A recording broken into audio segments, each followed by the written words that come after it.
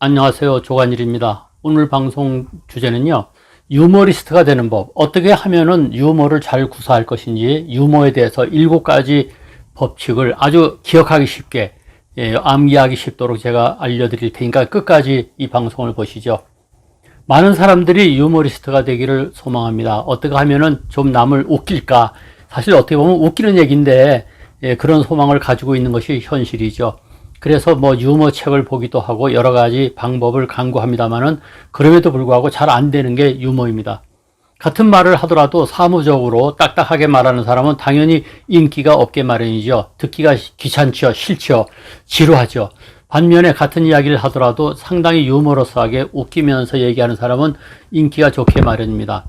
그래서 유머에 관한 책도 많이 읽으려고 하고 유머를 모집도 수집도 하고 합니다만은 잘 안 되죠. 여러 가지 기법이 있을 거예요. 유머 책을 보면은 얼마나 많습니까? 유머 책이. 그것을 보면은 많은 기법들이 나와 있는데 우리가 막상 유머를 하려고 할 때에 그 기법, 수많은 기법, 책에 있는 내용이 어디 기억나던가요? 그래서 제가 그것을 압축해 가지고 아주 기억하기 쉽도록, 암기하기 쉽도록 7가지를 만들었습니다. 이거 아주 소중하고 요긴한 거니까 끝까지 방송을 보시기 바랍니다. 7가지도 어떻게 외우기 쉽도록 했냐면은 1, 2, 3, 4, 5, 6, 7 해서 1, 2, 3, 4, 5, 6, 7의 그 숫자 발음을 가지고 제가 법칙을 만들었으니까 기억하기가 쉬울 겁니다. 첫째 1, 일단 웃겨라. 무슨 얘기냐면요, 웃기려고 하는 의도를 가지고 말해야 됩니다. 그러면은 발음이 달라지고 말투가 달라지고 발성이 달라지고 어휘 선택이 달라집니다. 웃기려는 의도를 갖는 게 상당히 중요합니다. 웃기려는 의도를 가지고 말하면은 같은 말을 하더라도 농담조로 말하게 되고 유머러스한 표현을 하게 되게끔 돼 있어요. 인간 두뇌가 그렇게 돌아갑니다. 따라서 이왕이면은 처음에 유머를 시작할 때 웃겨야지 하는 의도를 가지고 말하는 게 중요하다 이겁니다. 그래서 첫 번째 원칙은 1. 일단 웃겨라 이런 얘기입니다. 2. 이야기거리를 챙겨라. 웃기려고 하더라도 말이죠. 물론 즉석에서 즉석 유머로 상대방의 말꼬리를 잡아서 웃기는 경우도 있습니다. 그것도 상당히 중요합니다. 그러나 이야기거리를 가지고 웃기는 유머거리를 가지고 있음으로써 상대방하고의 대화에서 웃길 수 있는 소재가 그만큼 많게 되는 거죠. 그렇기 때문에 이야기거리를 챙겨야 됩니다. 제가 잘 알고 있는 기관장, 사무소의 소장 되시는 분은 무슨 얘기를 하다가 상대방들이 왁짝지껄해서 웃기잖아요. 웃기면은 금방 유머를 갖다가 스마트폰에다가 메모해 두는 그 장면을 봤습니다. 이렇게 이야기거리를 계속 메모하고 관리해야 됩니다. 그래서 수첩에 스마트폰에다 말이죠, 그 웃기는 어떤 상황에서 어떻게 웃기는지, 강의할 때는 어떻게 웃기는지 그런 것을 많이 모아놔야 돼요. 저 같은 경우 강의할 때도 이번에 예를 들어서 무슨 매너에 대한 강의를 한다 하면은 제 스마트폰에 메모되어 있는 것을 쭉 보면서 그 상황에서 웃길 수 있는, 유머러스하게 표현할 수 있는 것을 끄집어내 가지고 교재를 만듭니다. 그렇기 때문에 그냥 그런 노력 없이 사람들을 웃긴다고 하는 것은 어려운 것이죠. 유머리스트가 그냥 되는 게 아닙니다. 그래서 메모해 놓고 이야기거리를 꼭 챙기시라는 것, 이 말씀을 드립니다. 두 번째 원칙, 이야기거리를 챙겨라. 세 번째 원칙은 삼삼한 표현을 하라.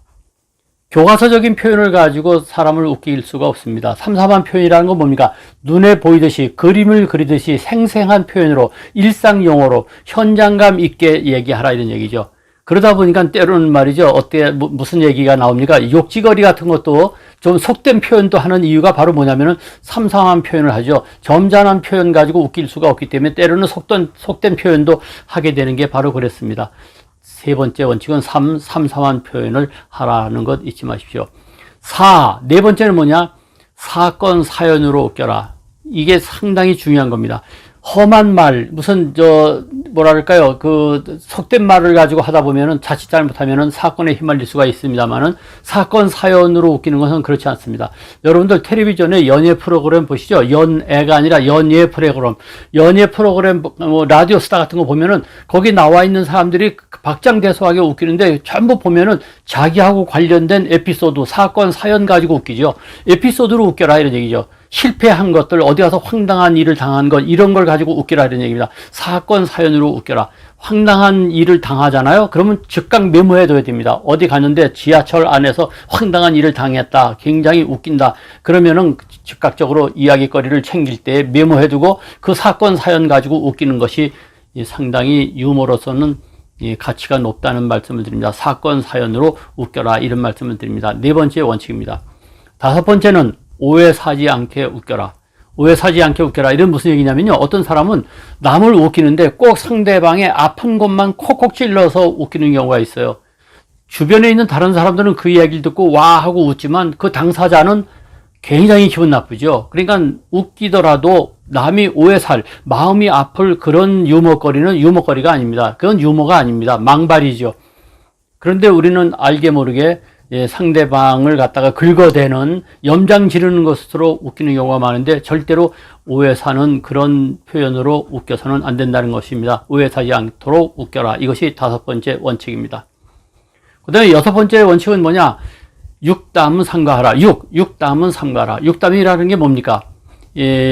성희롱적인 말들, 육담, 즉 와이담이죠. 음담패설 얘기하는 겁니다. 음담패설, 와이담 이런 거 가지고 웃기다 보면은 사건에 휘말릴 수가 많습니다. 솔직히 얘기해서 많은 책들 중에서 유머 책들을 보면요, 그 유머 책을 쭉 읽어보면 거의 대부분이 다 음담패설입니다. 육담입니다. 그렇기 때문에 그런 유머거리는 알아봤자 써먹을 것이 상당히 없습니다.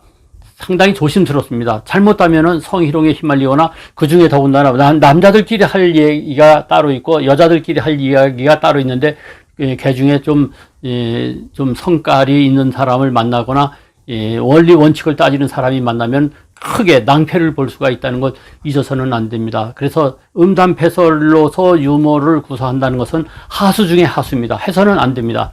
육담은 삼가라. 마지막으로 칠칠치 못한 인상을 줘서는 안 된다 이런 얘기죠. 유머라고 하는 게 뭡니까? 자기를 돋보이기 위해서 유머를 하는 거지 망가지기 위해서 유머를 하는 게 아니지 않습니까? 유머를 기껏 구사했는데 그것 때문에 말이죠. 에이, 사람 되게 정말 그야말로 웃기는 사람이다. 형편없는 사람이다. 이런 표현을, 이런 평가를 받는다면은 안 한 것만 못하지요. 유머라고 하는 것은요, 유연하게 머리를 굴려서 자기를 돋보이는 말을 하는 사람이 유머입니다. 유머리스트입니다. 유연하게 머리를 굴려서 이것이 유머리스트입니다. 제가 해석을 그렇게 합니다. 그래야지 유머, 유치한 것으로 머저리 같은 유머, 머저리 같은 인상을 준다면 그건 유머가 아니죠.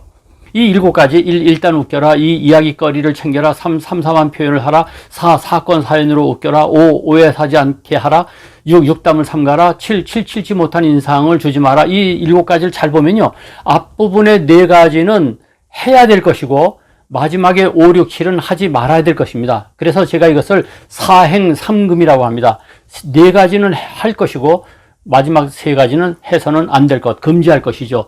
이 사행삼금을 머릿속에다가 딱 집어넣고 사람들하고 대화를 나눌 때에 이 머리에 떠올린다면은 아마도 여러분은 유머리스트로서의 평가를 받게 되리라고 확신을 합니다. 어떻습니까? 이건 머리 써서 만든 것인데 아무쪼록 요긴하게 써먹기를 바랍니다. 이 동영상 괜찮았으면 좋아요, 구독 눌러주시고 많이 공유해 주세요.